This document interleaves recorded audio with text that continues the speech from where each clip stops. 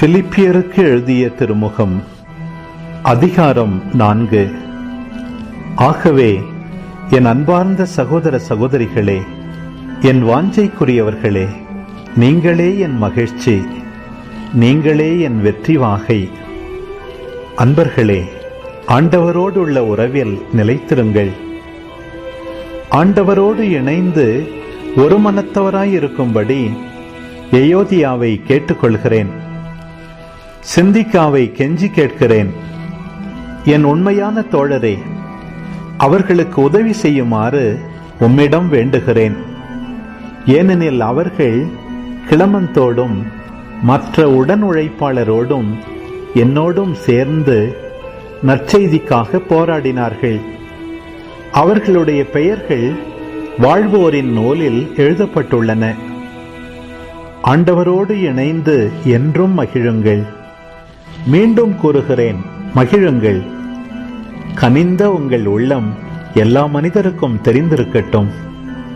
ஆண்டவர் அண்மையில் உள்ளார். எதை பற்றியும் கவலைப்பட வேண்டாம். ஆனால் நன்றியோடு கூடிய இறைவேண்டல், மன்றாட்டு ஆகிய அனைத்தின் வழியாகவும் கடவுளிடம் உங்கள் விண்ணப்பங்களை தெரிவியுங்கள். அப்பொழுது அறிவெல்லாம் கடந்த இறை அமைதி கிறிஸ்து இயேசுவோடு இணைந்துள்ள உங்கள் உள்ளத்தையும் மனத்தையும் பாதுகாக்கும். இறுதியாக சகோதர சகோதரிகளே, உண்மையானவை எவையோ, கண்ணியமானவை எவையோ, நேர்மையானவை எவையோ, தூய்மையானவை எவையோ, விரும்பத்தக்கவை எவையோ, பாராட்டுதற்குரியவை எவையோ, நற்பண்புடையவை எவையோ, போற்றுதற்குரியவை எவையோ, அவற்றையே மனத்தில் இருத்துங்கள். நீங்கள் என்னிடம் கற்றுக்கொண்டவை, என் வழியாய் பெற்றுக்கொண்டவை, என்னிடம் கேட்டறிந்தவை, என் வாழ்வில் நீங்கள் கண்டுணர்ந்தவை யாவற்றையும் கடைபிடியுங்கள். அப்போது அமைதியை அருளும் கடவுள் உங்களோடு இருப்பார். என்னை பற்றிய அக்கறை இப்பொழுதாவது மீண்டும் உங்களிடையே எழுந்தது கண்டு ஆண்டவர் அருளால் நான் பெரிதும் மகிழ்கிறேன்.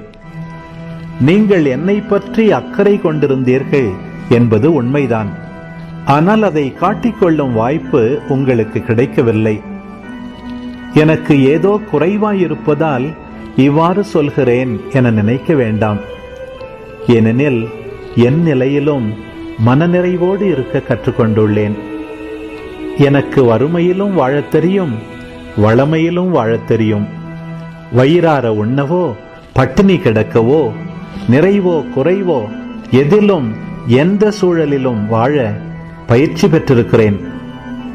எனக்கு வலுவூட்டுகிறவரின் துணை கொண்டு எதையும் செய்ய எனக்கு ஆற்றல் உண்டு. ஆயினும் நான் பட்ட துன்பத்தில் நீங்கள் பங்கு கொண்டது உங்கள் நன்மனத்தை காட்டுகிறது.